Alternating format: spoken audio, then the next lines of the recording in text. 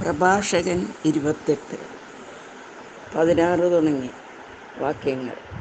അപവാദത്തിന് ചെവി കൊടുക്കുന്നവൻ സ്വസ്ഥത അനുഭവിക്കുകയോ സമാധാനത്തിൽ കഴിയുകയോ ചെയ്യുകയില്ല. ചാട്ടകൊണ്ടടിച്ചാൽ തിണർപ്പുണ്ടാകും, നാവുകൊണ്ട് പ്രഹരിച്ചാൽ അസ്ഥികൾ തകരും. വാൾത്തല അനേകരെ വീഴ്ത്തിയിട്ടുണ്ട്, നാവുകൊണ്ട് വീഴ്ത്തപ്പെട്ടവർ അതിൽ ഏറെയാണ്. അപവാദം ഏൽക്കാത്തവരും അതിൻ്റെ കോപത്തിന് ഇരയാകാത്തവരും അതിൻ്റെ നുകം വഹിക്കാത്തവരും അതിൻ്റെ ചങ്ങല വീഴാത്തവരും ഭാഗ്യവാന്മാർ.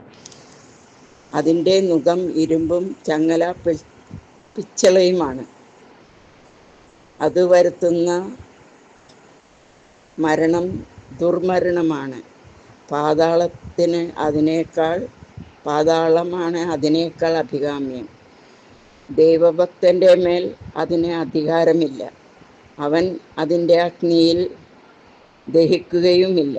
കർത്താവിനെ പരിത്യജിക്കുന്നവർ അതിൻ്റെ പിടിയിൽ അമരും. അത് അവരുടെ ഇടയിൽ കത്തി ജ്വലിക്കും, കെടുത്താൻ കഴിയുകയില്ല. സിംഹത്തെ പോലെ അത് അവരുടെ മേൽ ചാടി വീഴും, പുലിയെ